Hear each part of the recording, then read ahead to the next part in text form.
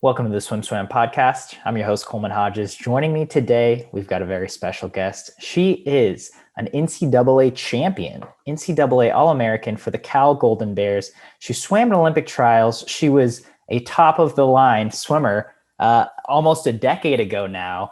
And currently, she is pursuing the Olympic team in another sport, in bobsledding of all sports. Today, we are sitting down with Colleen Fotsch. Thank you so much for having me.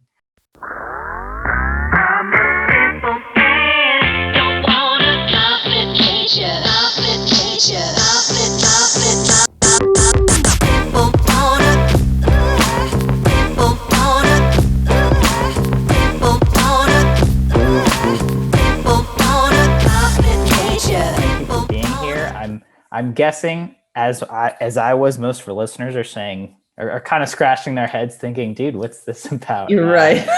Former swimmer, now going bobsledder. I know, as you mentioned to me, we see it a lot in track and field athletes, not as much from swimmers. So First of all, how did this come about for you? What drew you to bobsledding? And tell me about this new Olympic pursuit for you. Yeah. So funny you say that about, not many swimmers in the sport. It was funny when we were doing our physicals and all that stuff. I was talking to the team doctor and he was asking about my sports background. I say CrossFit and swimming. He's like, never had a swimmer. I was like, well, I think right out of college, I don't think I would quite be ready to hop into a bobsled. So I think, but it has been really cool through this journey to kind of pull from both swimming and CrossFit. And I feel like both of those sports have set me up well to be successful in bobsledding. But yeah, so it kind of all started last summer and kind of weird, but I had watched Cool Runnings like 2 days prior to one of the US pilots reached out to me, Kaylee Humphreys, and, just asked me if I had ever thought about bobsledding, what I knew about it. And, we had a lot of great phone calls just discussing what this opportunity looked like, if I was interested, and what that would entail commitment wise and all that stuff. So I actually went out to California, got to train with her a little bit to see what off-season bobsledding training looked like, and just to learn more about the sport. Like, I was total newbie. I mean, I had seen what a lot of us have seen, on the Olympics and that's as far as I knew. And so after that, we had talked, kept in touch, started talking with the coaches, and then a spot opened up at the Olympic Training Center last fall. So I went out there, just started, again, learning more about the sport, kind of prepping my body for, these new elements, and definitely to make sure that, because top end sprinting is just on land is not something I've ever trained for or had to do. So just started incorporating different accessory work into my training to make sure I didn't sustain any injuries and stuff like that as I started this new kind of training. And so we did that for a while. And then about like 2-3 weeks in, we got on the ice for the first time in November, early November. And because that was one thing Kaylee said, she was like, hey, you can like the idea of it, or it might sound cool, but like, you will not know until you get in a sled, whether it's something for you or not. And, it was craziness the first time going down, but I absolutely wanted to do it again. And it was cool that, and I've said this before, but walking up to like the start block for a bobsled race really does remind me a lot of walking up to the starting blocks in a swimming race, just the mentality of it. And so it was just really cool to almost very different sports, but to kind of feel like I was coming full circle a little bit. So, yeah. I can't believe you watched Cool Runnings 2 days before you got it. Was super. I was like, this is kind of strange. I was like, that's super bizarre. That seems exceedingly serendipitous. Yes. But aside from that, it sounds really cool. I mean, I have to imagine it's like going down the most intense water slide You could imagine. Well, I mean, tell me about that first run. And I'd like, was it just such a huge adrenaline rush? Oh, for sure. It was, and that was the thing. I thought it would be, I love roller coasters. But I'm not necessarily, I wouldn't say I'm an adrenaline junkie, either, um, but everyone was like, it's not like a roller coaster. I was like, okay, well, what is it like? And they're like, it's like nothing you've ever experienced. You just got to do it. I was like, all right. Um, so, and especially, I haven't been on many tracks, but I've been on two different ones here in the US. And from track to track is super different. So the one in Utah is a little more, I guess, water slide like. There's a lot of G-force, so you feel a lot of pressure on your back, like you're just getting smushed in half. But then Lake Placid, where my first run was, you're definitely getting like whipped side to side a lot. And it's I've heard some people describe it as being put in a metal trash can and then getting kicked off a hill. What? And I can kind of see how that would make sense a little bit, but you're not getting like flipped around or anything like that. But it definitely is like nothing I've ever experienced before, and it is very much a rush. And who wouldn't want that experience? Right. That sounds pretty intense, but also super fun. Oh yeah, for sure.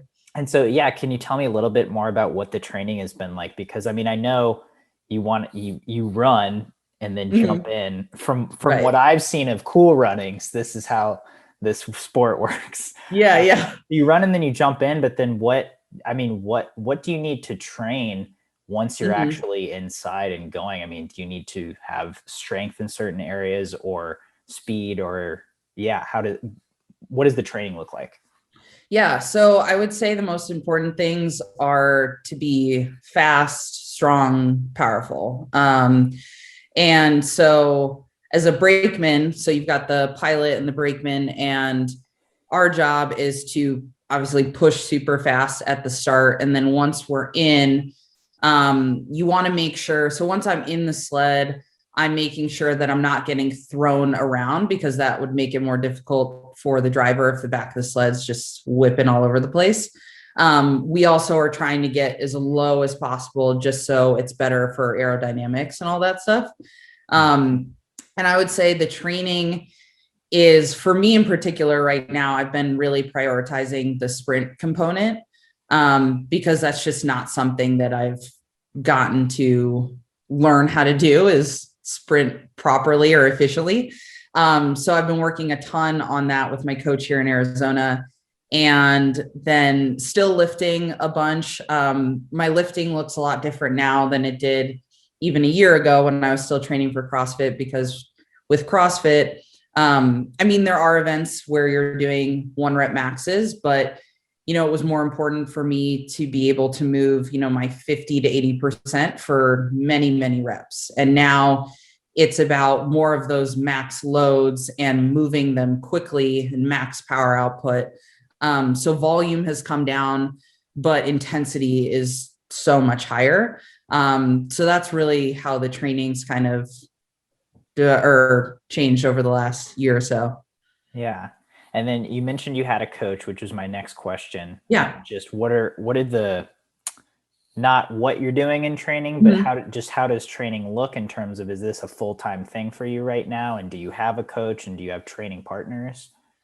Yeah. So I started working with Ian Danny out here in Scottsdale, Arizona a few months ago.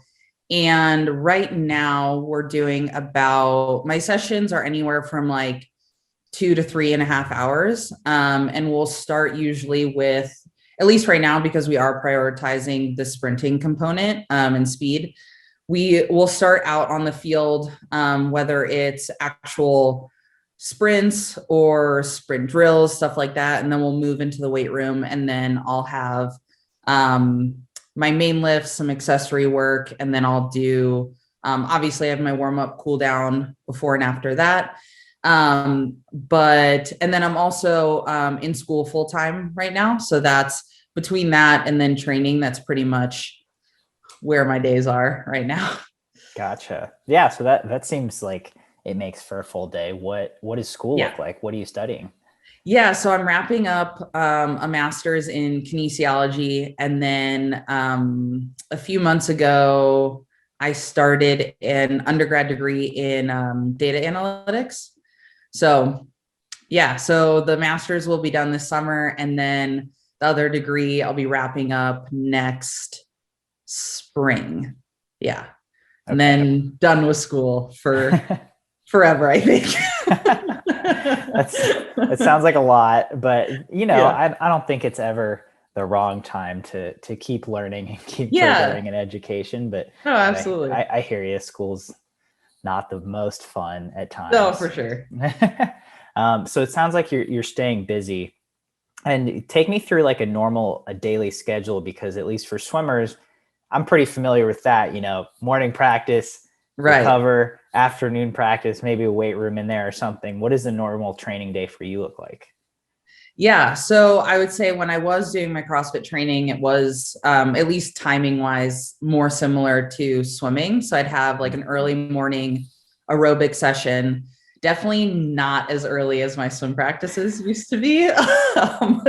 So I think, yeah, no more waking up at like 4:45 to get on a pool deck for me. But I would usually have a morning aerobic session, a little break in between, and then my PM around like that, like 1, 2 o'clock, I'd have weights and then some other metabolic work. Now it's a little bit different. So I'll wake up. I usually try and just get moving, because I've noticed that if I try to get a good chunk of my schoolwork or meetings and whatnot done in the morning now, because my training starts, I start warming up around 1:15, 1:30. And if I don't get stuff done earlier in the day after training and like 5 o'clock rolls around, it's just not going to happen. So, but I'll usually get coffee, go for like a tiny walk, and then get the schoolwork done. I need to, meetings and all that stuff, or calls. And then I'll head over to the gym, start warming up around 1:15. We start the actual training around 2. We'll probably stay outside on the field until like 3. And then I'll start my lift around like 3:15-ish. And then just depending on what we're doing, that can take anywhere from like an hour to 2 hours. And then I'll usually just come home, or I'll cool down, come home, make sure I get a meal in right away. And then just chill for the rest of the night. So, yeah. Nice. So 1-a-day workouts. That seems pretty good. Yeah, for sure. I think sometimes I have split them up before, but for right now, it's been good just to kind of blend them together. So, Gotcha. yeah. Nice. And so then in terms of a season, Yeah. again, I'm familiar with like what a swim season looks like. Right. But and obviously you're still pretty new to it, but what does a bobsled season look like? Do you have competitions, or do you have focus events? Do you taper? There is tapering. And that's another thing that feels very similar to swimming. Whereas with CrossFit, you definitely did taper, but you were still working, or the demand that you had to do up until your competitions was still pretty high, just because a CrossFit competition is so long. And if you taper too much, you're just not going to be able to finish the weekend. So I feel like bobsledding, similar to my events with swimming, because I was a sprinter, it very much is that like you got to rest and not exert like tons of energy prior to a race. But so our season, obviously, like everyone's seasons the last year were kind of different, but last season we trained together up until Christmas. We had a team trials for the national team. And then once the national team was named, everyone gets together in January. There was a World Cup tour, which includes, I believe it's 8 races. So they go to a different place or a different track each week. And there's a race there each week. And then there's also North America's Cup, which is what I did this year. And so we had 2 races in Park City, Utah, and then 2 races in Lake Placid, New York. And then that wrapped up in February. And then this year was a little different. We had a tiny break, and then we had another team trials, which is actually the beginning of this Olympic season. And that was actually supposed to be later because there was supposed to be, so the 2022 Olympics are in Beijing, and there was supposed to be a test event. So the pilots and brakemen can go over to the track to get familiar with it so that the Olympics isn't the first time they're going to be on the track. But that got moved to this fall. So, but essentially, as I rant about the season, but essentially there's like a World Cup tour, which is those 8 weeks, and it ends with the World Championships. But this year it'll be the same idea, but it ends with the Olympics instead of World Championships. Gotcha. And so that all seems, there's competitions, and they kind of to a bigger competition. Right. I guess, so first of all, how do you feel like your competitions went in New York and Utah? They went really well. I learned a ton being on those circuits, and just because like I was saying earlier, I mean, there is the racing component, and obviously that's a huge priority. And that's what you're being tested on, but there's so much that goes into it behind the scenes, as far as moving sleds and maintenance on sleds and prepping sleds for races, especially, and what that looks like. And so I feel like being on those circuits this year just gave me just a huge opportunity to learn so much about what goes into the sport. So I feel like going into this next season, I just feel so much more confident and so much more prepared. Not only that I can be the best I can be, but that I can also be a great and helpful teammate. So how do you get a teammate? Oh, like you're assigned to your pilot and all that stuff? Yeah. So for major like World Cup events or like the Olympics, there's a committee that gets together and picks and assigns all those pilots to brakemen and stuff like that. So, okay. Yeah. And then who was your partner for the events that you raced at? I feel like I'm so out of my element in terms of terminology. Oh, no, it's okay. What do they call? Do they call it a partner or a teammate or so they'll be the pilot, and then I'm the brakeman. Okay. So you have a pilot. Yeah. Okay. Yeah. So for the races I did in Salt Lake City or Park City and New York, there were 2 pilots on that circuit. And so I was lucky enough to be able to race with both of them. So that was really cool. And when I initially started, so there's 4 pilots on Team USA right now. And then Kaylee and Alana are the other 2 pilots, and both Olympic medalists, just amazing. And so that was really cool. So I got the opportunity to take runs with all of them, which was awesome. And to be able, just because part of being a brakeman, you're supporting your pilot. Not only are you guys working together for the race, but like in the lead up, and like I said, with the prepping of the sleds, and each pilot kind of does things a little bit differently. So that was really cool to just learn how each pilot does their thing and how they want their sled prepped and all that kind of stuff. So it was cool that I got to take runs with all of them. Did you get feedback from them, or were you able to talk to them, build a rapport with them? I don't think I can ask like, what is bobsled culture like? Because like swimming has such a specific culture, I think, and that's too big of a question. But it's like, do you get a feel for kind of what they're like as bobsledders and just as people? Oh, for sure. So especially with we were at the Olympic Training Center for initially almost 2 months. So you definitely get close with it. I mean, you're essentially just all living in one big apartment complex together. Okay. So we definitely got to know each other really well. And the pilots, especially, they were so helpful with, especially us newbies coming in. with how to like mentally prepare yourself, how to physically prepare yourself. Especially when I was taking my first few runs, they were really helpful with if I wanted to go over, because the coaches will film our starts and all that stuff, and they'll go over it with you. And then the pilots were really open to going over film and stuff like that. And that was really, really helpful just to continue to get that feedback so you could keep building off of that.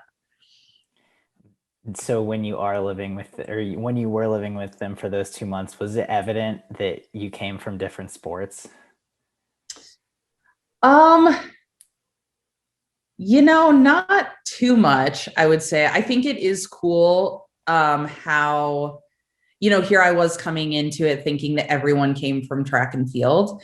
And there definitely are people that came from track and field, but there were so many other sports. And so it was really cool. We got volleyball, basketball, rowing. And so it's just kind of all over the place. So it was so cool that we all end up in this bobsled world together. And it's just cool. And I think because everyone has different backgrounds and different strengths and stuff, we can kind of feed off each other, which is really cool. So yeah. That's awesome.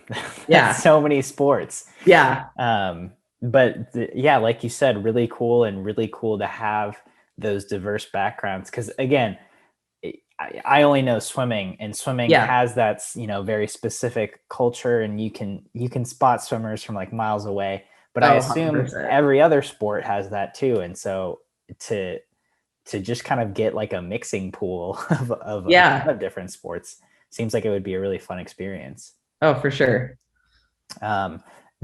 Side question. Is the U.S. good at bobsledding? You mentioned they are Olympic medalists, and like that kind of took me by surprise because, again, I just know nothing about bobsledding.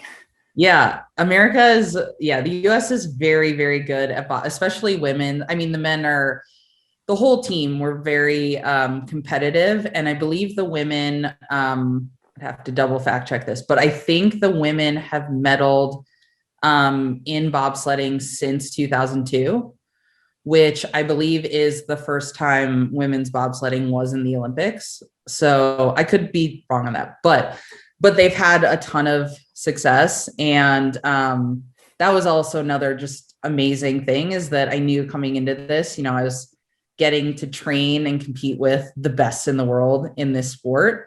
And I mean, that's all you can want. Like, it's the same thing with swimming and CrossFit. Like, you surround yourself with those driven, determined, talented people, and you can learn so much. So I was definitely going to ask you about this. Like, I've had dreams personally. I was a very mediocre swimmer, but I've had dreams since I stopped swimming that like I'm at Olympic trials, or like I'm an Olympic, like winning medals. And I feel like you are living that dream, because obviously you had Olympic dreams in swimming, but you actually got to transition to something else and now get to chase that Olympic dream again. Can you speak on just how meaningful that is to be able to get that shot now?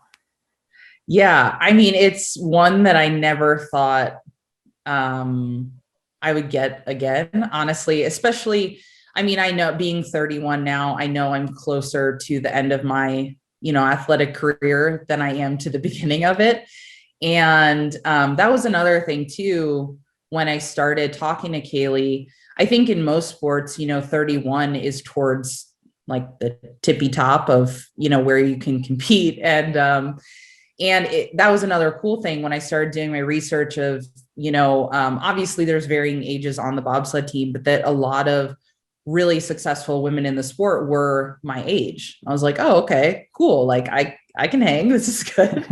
But yeah, it was kind of surreal. And again, like, however everything shakes out, I'm just so grateful that I've gotten this opportunity, and I've learned so much in the process. And I feel like it's allowed me to be very reflective on my past athletic experiences, and to be really appreciative of those and how they've molded me into the athlete and person I am today, and how a lot of that stuff that was instilled in me through, swimming at Cal and through CrossFit, is really showing up through bobsledding. And I'm very, very grateful for that.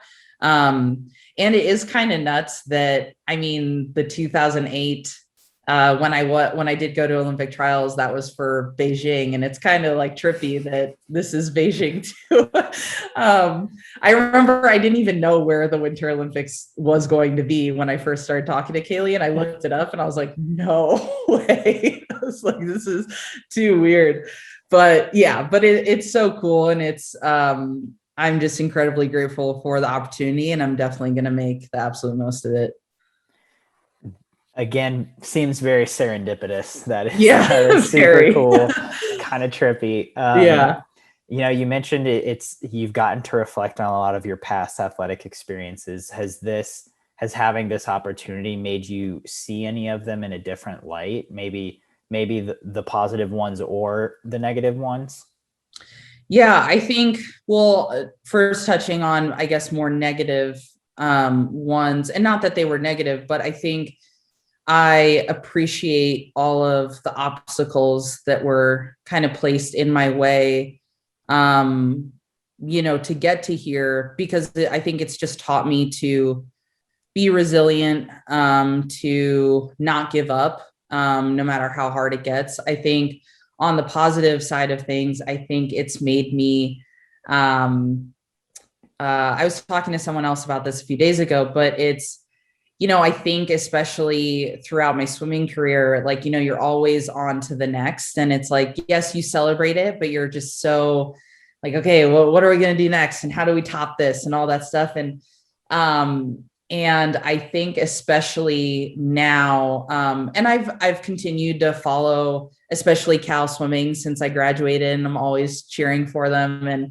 And this year I was in Lake Placid watching NC2As, and just watching it closer this year, and just made me really reflect back on, our national titles and stuff, and like relay moments. And I know I was reaching out to you guys because I was trying to find a video of our 200 medley relay because I had never actually watched it. I was there and I experienced it, but I've never seen a video of it. So I had just the biggest smile on my face watching it, and just kind of to relive those moments. Cause I think when you're so in it, you just, not that you don't appreciate like all the work and stuff, but it almost is like, yeah, like we put in the work and this is like what we expected. And like, yeah, we won.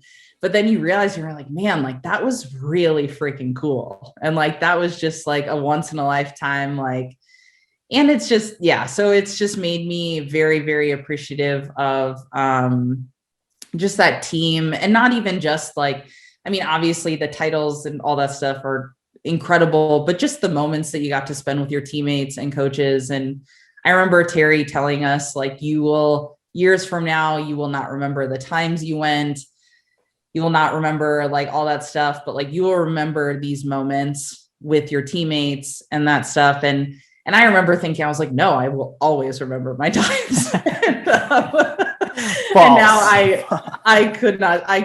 the only time I ever remember is my 50 fly split in that medley relay. That's the only one I remember. The other ones, I have no idea. But it is true. Like you remember those awesome moments, even like silly things like, van rides to NC2As and stuff like that. So it's, just made me very appreciative and of all those really great moments. I'd be remiss if we didn't relive your swimming career just a little bit. As I said, you were an NCAA champion on the winning 200 medley and 200 free relays in 2011. Is that right? Yeah. Okay. And then you were 14th in the 100 fly, 15th in the 100 back at that same meet. So you were a big scorer in the 2011 NCAAs. But you're mentioning these small moments. Is there an anecdote or one specific that stands out to you as a good story that you could share from your career at Cal? Oh man, I feel like there's so Many. I guess I'll just stick with that relay because I feel like that was probably one of my favorite moments, and one where I feel like Terry and the team put a lot of faith in me. And I think it was at a time where I was still just in awe of being on the team, honestly. Because I transferred to Cal after my freshman year and I peaked a little bit later in swimming. And so, when I first was starting to look at swimming in college, like Cal wasn't even on the radar. I just wouldn't have been competitive enough. My times weren't good enough. And so, that was my second year there. And being able to be on a Cal Bear relay was just like, I mean, don't get me wrong, loved my individual events, but there was nothing like being on those relays. And I actually almost forgot, but when I was watching the video back, I remembered that Terry put Amanda Sims in. She was our best 100 butterflyer, and she put her in for prelims and then saved me for finals. And I just remember sitting there before we were about to walk up to the blocks, and I was like, I'm for sure going to throw up. But it was like, I remember walking up there and it's just like, man, it's really hard to put into words, honestly, but walking up there with, yes, you're walking up there with 3 teammates, but you feel like the entire team is up there with you. And looking out to the crowd and like seeing my parents there and your teammates just going nuts. And yeah, it's just, I remember very little of like the actual swimming part, but yeah, just those team moments, I live for. And I think that's part of, obviously in CrossFit, like I was very fortunate enough to go to the games on team, which was so amazing. And I had a huge goal of going individually, which I got to do. But there's just nothing like being a part of a team. And I feel like I thrive in those environments, where I know that obviously I have my aspirations for myself and, I want to accomplish these things for me, but knowing that you've got someone who's counting on you, you're counting on them. And I just remember like, even in swimming, like sometimes being like, I don't know if I can get through this practice. I don't know if I want to wake up anymore this early, but then looking, it's like looking to your left and right and be like, okay, today I can't do this for me, but I'm going to do it for them. And I think that's what's so cool about being a part of a team and to be back in a team environment where, you walk up with, your pilot and it's like, okay, like they've got my back, I've got their back, like we're in this together. And that's just, those moments are just, they're the best. So yeah. That was a wonderful anecdote. Oh, thank you. You mentioned something interesting. You said when you were looking at colleges, Cal wasn't even on the radar. You feel like you peaked a little bit later in swimming. Is there anything in particular you attribute that to? Absolutely. I would say that, so my junior year in high school, my family moved a lot growing up. And honestly, I'm very thankful for swimming with that, because each time we moved, swimming gave me like that immediate group of friends, an immediate home. I was like, okay, I'm in a new spot, don't know anyone, but like I know the pool and the swimming, so we'll fit in just fine. But so when we moved to Palo Alto, California, and I joined PASA and started swimming with Tony Bates. And that was an absolute game changer. Not only do I feel like from a physical standpoint, the training it just really worked, but I also, I definitely like midway through high school, just wasn't loving swimming. And I feel like having him as my coach and being on that team and the friends that I made through that allowed me to really just have fun with the sport. I mean, don't get me wrong, there are many practices that I was like, I do not want to do this at all. But it just allowed me to just have fun with it again. And I feel like he really helped develop me. And I definitely, coming even after my freshman year, kind of started getting into that rut a little bit again. And he, didn't lose faith and just really helped push me far past the expectations and goals I had set for myself at the time. So I would say just being in that environment with him as my coach and my teammates was a huge, huge game changer. And so, obviously you're gearing up to try to qualify for another Olympic team, but when you went to trials in 2008, can you tell me about that experience? Were you just about to go into college? Yes. So I had committed to, it would have been this time. So I committed to go to Notre Dame for my freshman year. And then I still remember the meet that I got my trials cut at. It wasn't a big meet. I think it was at Stanford. And I think the time, I'm sure the qualification times are way faster now, but I think it was like 100 or 101 something. But yeah, I remember just being like, I can't believe I'm actually going to this. And so I definitely remember and to be fair, I definitely wish the Olympics were in short course yards, but underwaters and turns were kind of my jam. So, but still, nonetheless, was very, very pumped to be going. And my teammate, Leif Jensen, who ended up also being a teammate at Cal. So that was really cool that I ended up joining her a year later. But that was just insane. I mean, I think I was just so in awe of being there the entire time. I was just like, this is just incredible. And I think it was a good learning experience, just how to, handle your nerves, the pressure on a bigger stage, and just focus on what you have to do. Cause I think in a meet like that, which I'm way better at now, but I think back then and before going into college, would kind of let the outcome, or I'd be thinking about the outcome too much instead of just what I can control and what I need to do next. Cause I mean, the time's going to take care of itself. I can't control the clock. All I can control is, each step along the way. So, yeah, but it was insane just to be there. So, yeah. And 100 fly is day one, right? For women. Yes. Yeah. So I did my 100 fly and then just got to chill and hang out and watch a lot of fast swimming for the next few days. Nice. That's great. Yeah.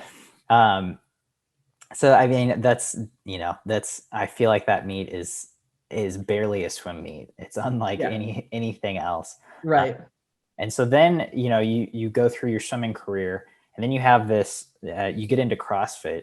Mm-hmm. Tell me a little bit about how that came about. And I mean, when you finished swimming, did you still want to compete in one way or another?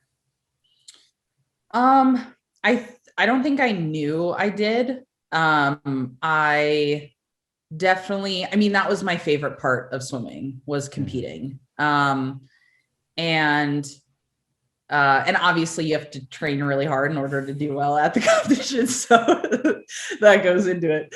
Yeah, I mean, I don't think I had thought about what life was going to look like after swimming, because I was just so all in on this one thing. And so when it was all over, I was like, I should probably figure out what's next.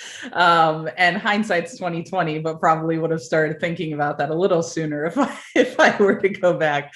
But I still knew that fitness, movement, all that stuff would be a huge part of my life, because that was just, I loved being an athlete, and I loved, working out when I swam at Cal, I loved our weight room sessions. That is what I lived for. If you ask any of my teammates, I loved it. And so I knew I wanted that to be in there somehow. And after swimming, like I was telling you a little bit earlier, I I did not want to swim. I loved my time at Cal, but I didn't want to, I knew my workout, I didn't want my workouts to be swimming workouts. Cause I think that would have been kind of tough, especially not, working towards, a swimming goal. I think it'd be hard for me to do that as just daily exercise. So I was like, okay, no swimming laps for me. And so I knew I wanted to do, so I tried, spin classes. I tried like aerobics, a dance class, any type of class I tried. And I just wasn't finding my thing. And I was actually interning at Cal at the time. And so I'd lift with the coaches in there and some of the other interns sometimes. But I definitely went through, while I was swimming, even though I was like 20 pounds lighter than I am now, but I was very self-conscious just about having a more muscular build. And so when I was done with swimming, I was planning on, I wanted to lift, but I was nervous about getting really big. And so I'd lift a little bit, I'd do cleans because I loved those. And then I'd go, find a piece of cardio equipment and just chill on it for, an hour, which was not fun. So I was like, I've got to find something else. Sounds terrible. And so it was cool that through a friend, because I also worked at Lululemon at the time, she took me to a CrossFit competition.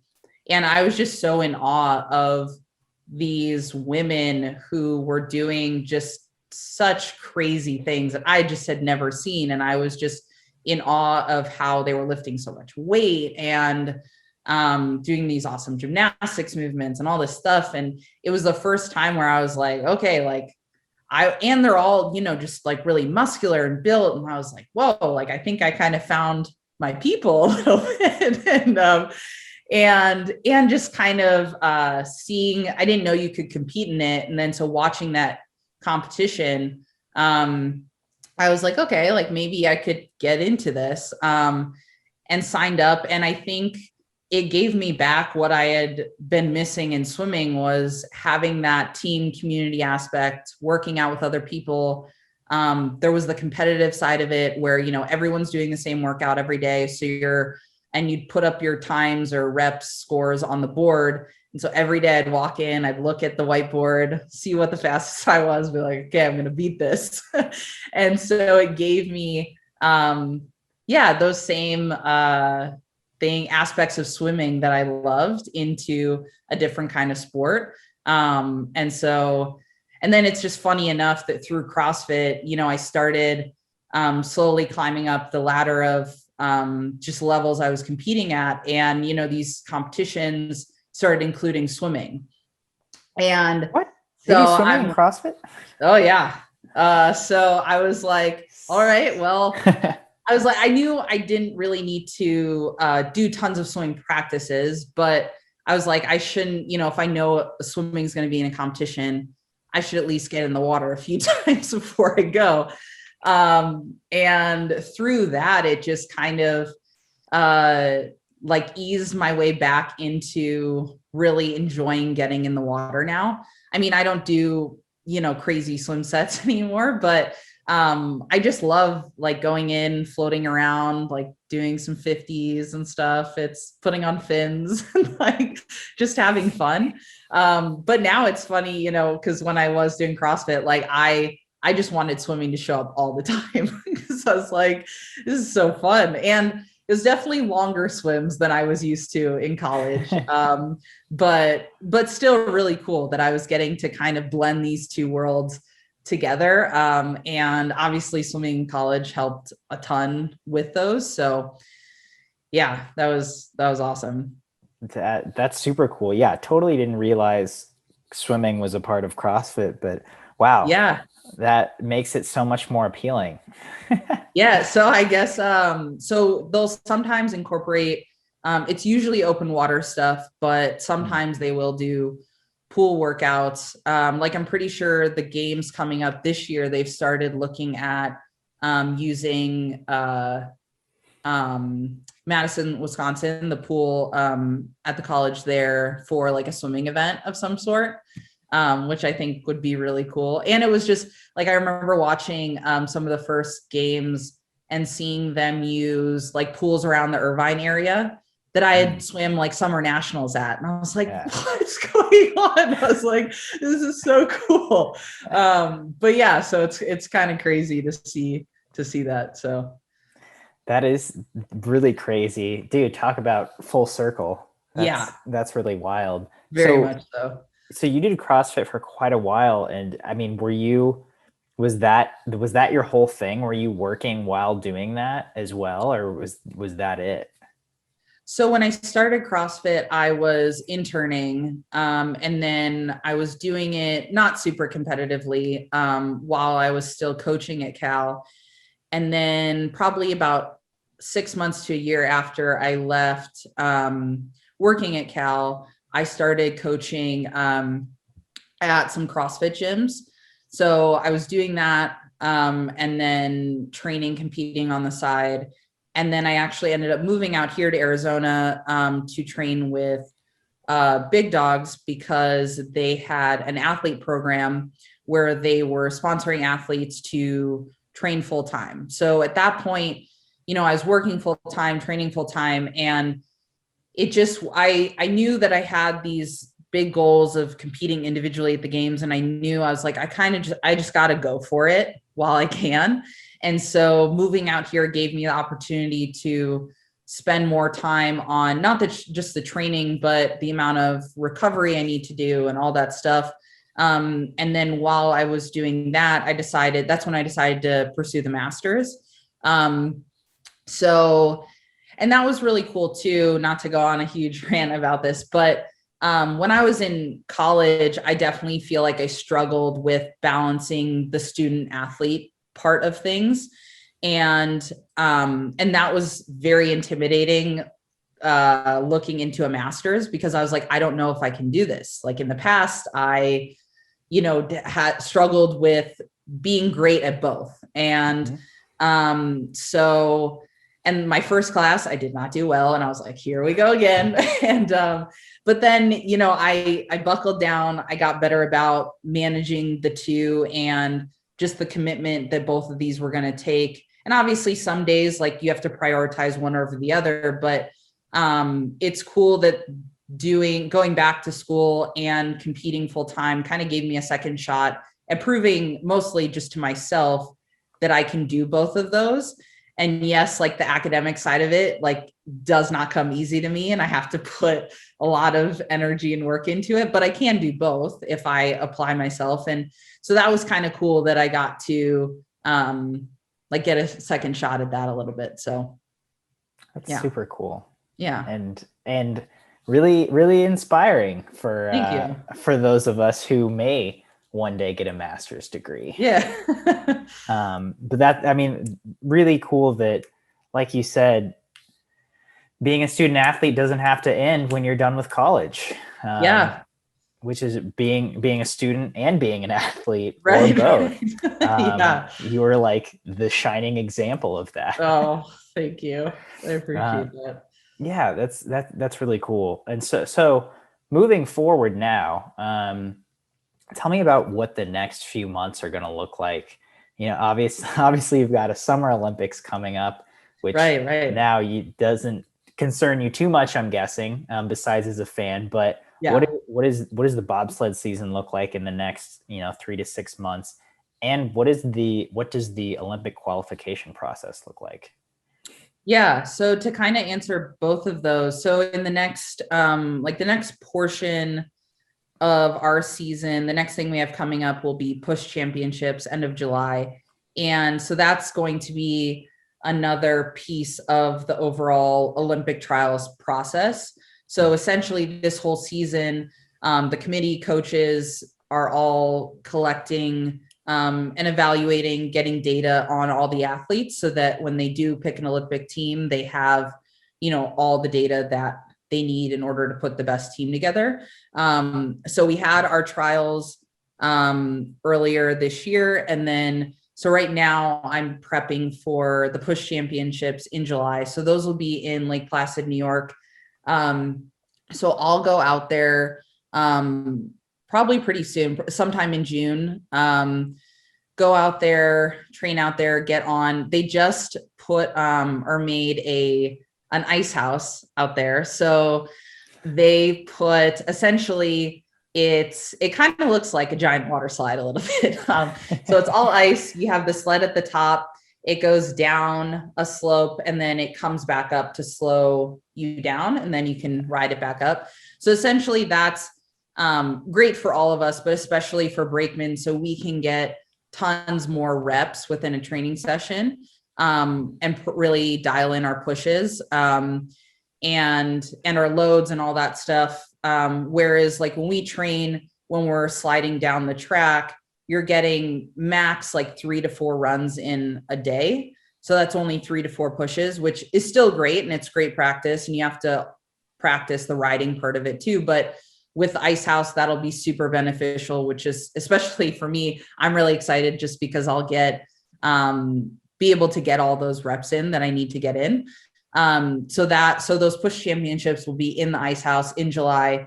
And then we'll also have, a combine to do, which will involve some lifts, some sprinting. And so that will also get taken into account with the Olympic team.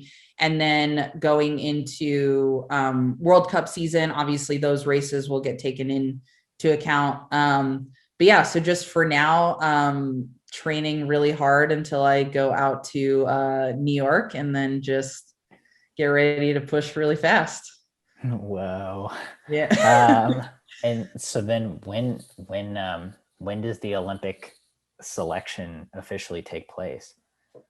So that'll take place pretty close to the actual Olympics, just because, like I said, with all the data they want to collect, and they really want to see just how the athletes develop throughout the season.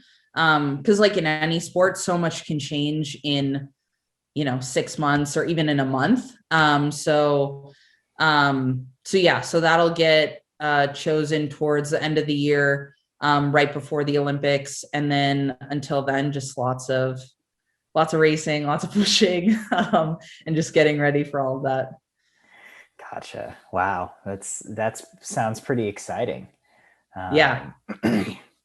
So Colleen, thank you so much for taking the time to sit down and chat with us today. It's been really enlightening and really great to hear some of your stories about what has now been very long athletic career. Before we sign off today, any parting thoughts for our audience? Oh, sorry. I think I know it sounds so corny, but be present, and enjoy the moments now. And just the process, and know that, even if, like we've talked about, if there's a lot of swimmers watching, obviously your swimming career won't last forever, but there's lots more exciting things to do past it, and everything you've learned and developed through your swimming career will help a ton moving forward, because I know it really has for me and for my coaches, for my teammates. Like you said, from just being in that swimming culture has really shown up and helped me in many aspects of my life. So, yeah.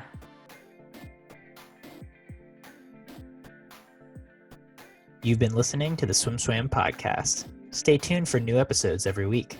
You can take SwimSwam podcast on the go by subscribing on your favorite podcast platform. Look for links in the description below, and be sure to subscribe to our YouTube channel for more videos as well.